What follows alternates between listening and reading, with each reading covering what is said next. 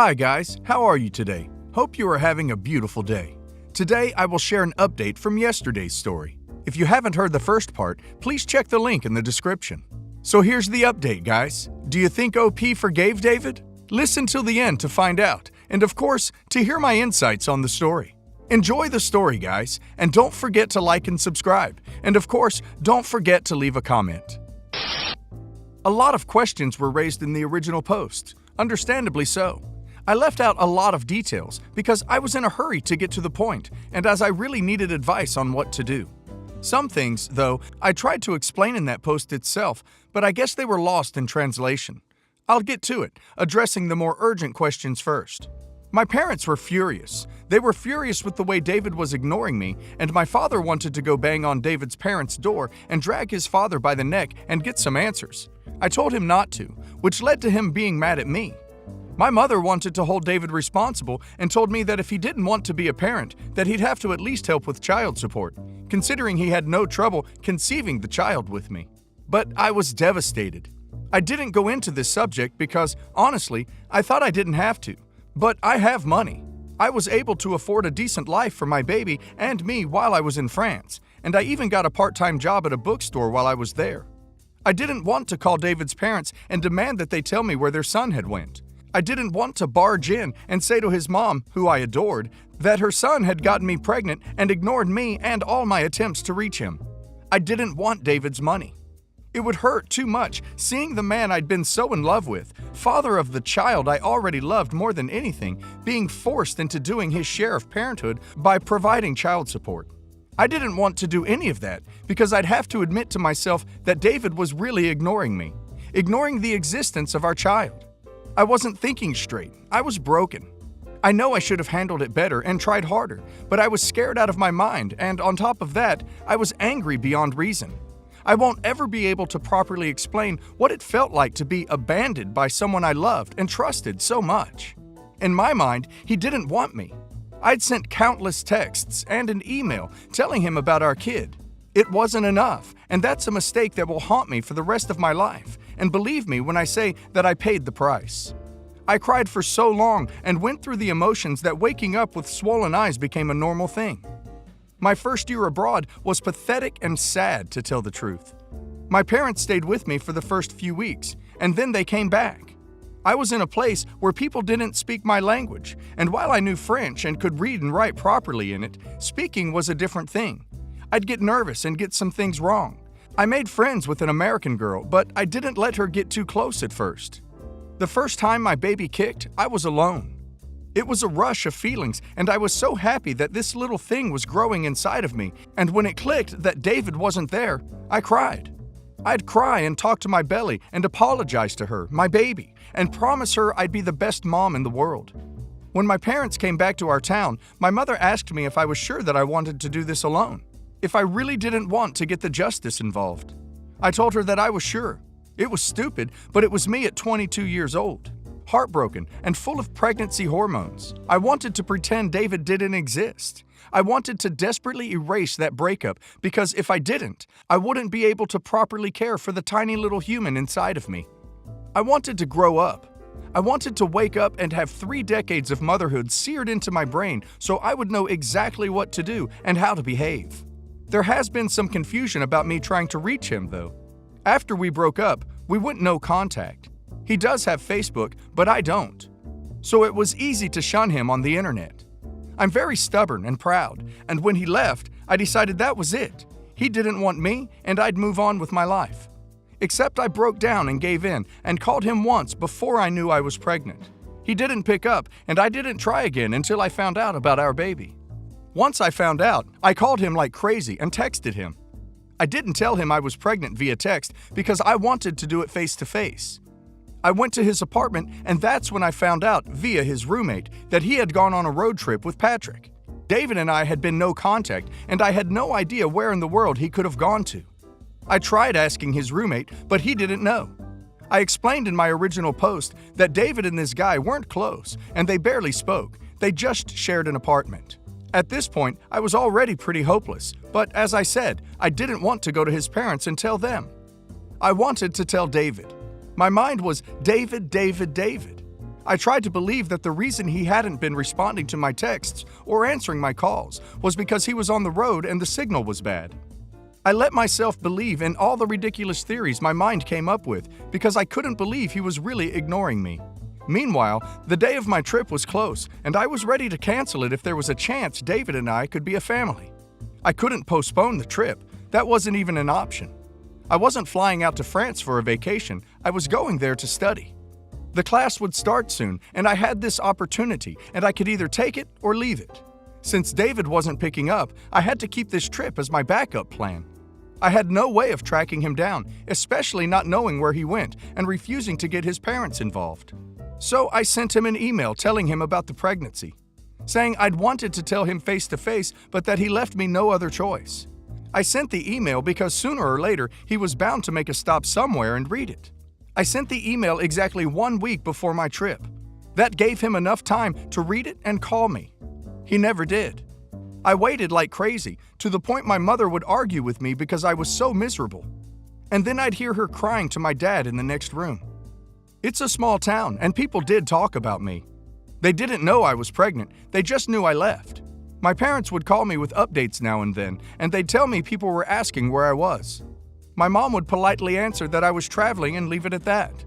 Ever since I came back, few people have talked to me about my trip. They mostly talk about my daughter and wonder when I had her. I have no problem telling them that I had her while on my trip and that I'm a single mom. They usually take the hint and don't ask about the father. Small towns in real life aren't like the movies where every single person sees you and immediately approaches you wanting updates about your life. They have their own lives to mind. Sure, there were some gossipers here and there, but I never paid much attention to them. My parents wanted to destroy David and his entire family, but I begged them not to. I just wanted to forget. I told them to pretend they didn't even exist, and if they saw David on the street, then to ignore him. One day, my mother called me and told me she had run into David at the grocery store, but he was at another aisle. He did see her, but my mom just took off. Another time she called me and told me that David had knocked on their door late at night. They didn't answer. All David knew is that I'd gone on my trip and my parents had suddenly stopped talking to him. All my parents knew was that David was the scumbag who knocked up their daughter and left her, and now trying to explain his actions. David couldn't reach me because I had changed my phone number, gotten a new email that I disclosed only to my parents and teachers and job applications. After that, I told my mom that I couldn't keep hearing about David anymore because it was too hard to move on. I didn't want to know what he was doing. I wanted him to disappear from my mind completely. No one but my parents and a very close friend knew about my pregnancy. No one. It's not like I would go running around telling people I was pregnant and abandoned. I'm a private person. The close friend who knew happens to be my best friend and the godmother of my baby. We met in junior high and she moved to another city, but we kept in contact. Likewise, she was also furious with me and my decision to not ask for child support and just wanting to move on, but she stood by me anyway. I understand that we live in a world where technology pretty much rules our social lives, but that doesn't mean I have to go on telling everyone about mine if I choose not to. As for mutual friends, I met David when I was 15 and he was 18. Our social circle was very different, and the only reason we even began to talk was because we met by accident near that river. Even when I started dating him at 17, most of my friends were girls from school, while David would hang out with people from his job at the time. Of course, I met them, but I was never close to them, and David wasn't close to mine. Hell, I wasn't that close to my own friends, except my daughter's godmother. As we grew older, while we loved each other, our academic and career interests were very different, leading us to another diverse social circle. I was always into arts, poetry, museums, and David was into sports, old cars, and bikes. When we broke up, he was working as a mechanic, and I have to admit, he's a damn good one. You get him talking about it, say a Shelby Mustang 67, and he'll tell you all there is to know about it for hours on end. I was always fascinated by that. I decided meeting David first and talking when we were both calm and less shocked would be the right approach to this. So I texted him the very next day and asked him if he could meet me at this nice little restaurant near my house after I got off work. He replied yes almost immediately and even offered to give me a ride, but I declined. I didn't want to depend on him to come back home. I tell my baby girl she'll spend the night with her grandparents and she's fine with it, although she asks me if something's wrong because of the look on my face. That already pulls on my strings and makes me emotional, but I assure nothing's wrong. I go to meet David, and I'm not in the mood for any small talk, although I'm a lot calmer than I was the first time I met him. He thanks me for this meeting, smiles at me, and that takes me back 4 years ago. It's the same dorky, boyish smile. I tell him I'm having a hard time believing this is happening. That if what he's saying is true, then I can't accept the fact I lost 4 years of my life hating and missing him. That seems to have an effect on him, and he looks down before saying he's sorry. That he can't imagine the kind of pain I must have been in. But that he's also having a hard time believing he has a 4-year-old daughter. He says he can't believe his own brother did something like this. This is when I ask him about Patrick. David tells me that lunatic has been trying to contact him non-stop, saying he swears he didn't read the email before deleting it and that he didn't know I was pregnant. David told Patrick that it didn't matter. He had no right to delete anything. At this point, I'm still having doubts, and I ask him how I can trust him, so he shows me his phone and the entire conversation they had over text.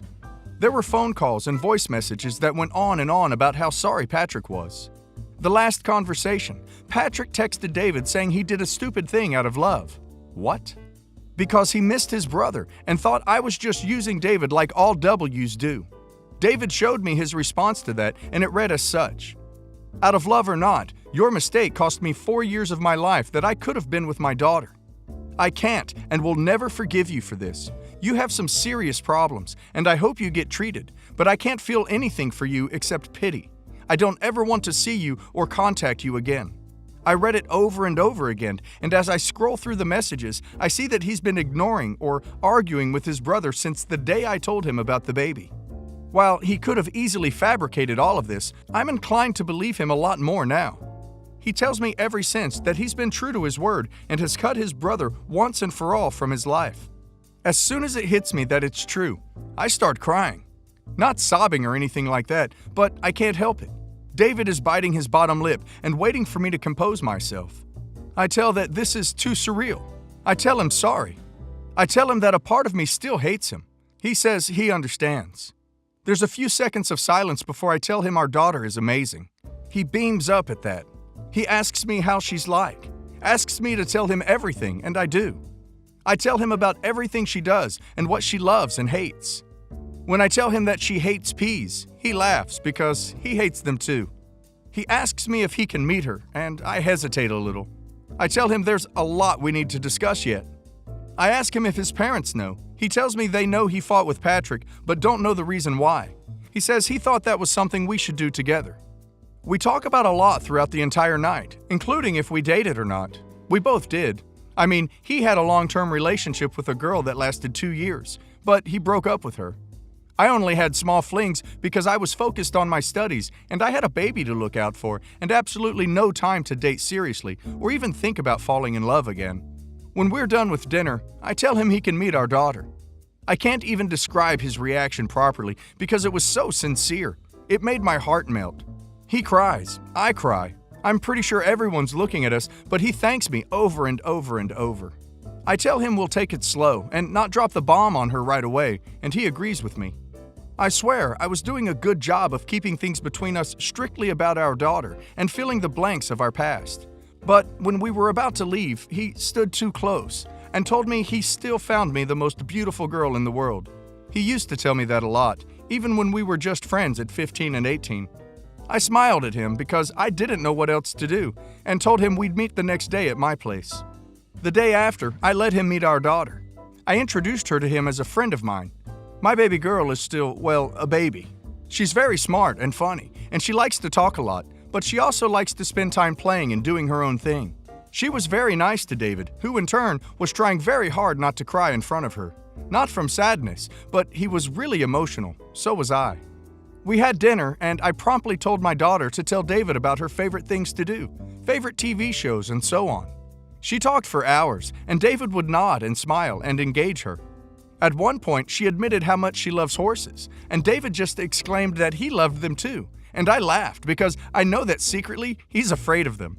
My grandfather owns a farm. We used to spend the holidays there, and David would always refrain from getting on a horse because apparently he'd fall and break every bone in his body. But soon after, my daughter looked at me and asked if she could go play with her toys. I glanced at David, and I could see how sad he looked. I tried to get her to stay with us a bit more, but David himself told me it was okay. So I let her go and she went to her bedroom to play. It was really bittersweet seeing them interact with each other, though. After that, David and I talked, cried because that's all we seem to do now, and he told me she was gorgeous, that she had his blonde hair. He apologized again for what happened. We talked about seeking a therapist for the three of us. We are not telling our daughter that the nice man she just met is actually her father, not yet at least. David will keep visiting every day, getting to know her, and then we'll tell her. We also need to tell his parents, which is something that we're not sure if we should do it now or wait until we tell our daughter first. Any advice on this would be greatly appreciated. David is downstairs right now with our baby girl. She's making him watch Adventure Time. As for David and me, we're just focused on our daughter right now. I realize that I'll never fully know the truth. I don't doubt David's word as much as I did before, but like I said, I'll never know. Him cutting Patrick out of his life and showing me the texts and telling me about the phone calls is really good, though. I'm sure David wasn't lying to OP. He 100% is telling the truth. OP was telling from the beginning that Patrick hated all David's girlfriends and was very protective of him. So that explains everything. He was 100% able to do it. OP just needs to tell the parents the truth, everything David told her. I am sure they will understand and will be happy that their granddaughter will have a father. Also, David's parents need to know what Patrick did to David and OP. I hope everything works out for OP and David.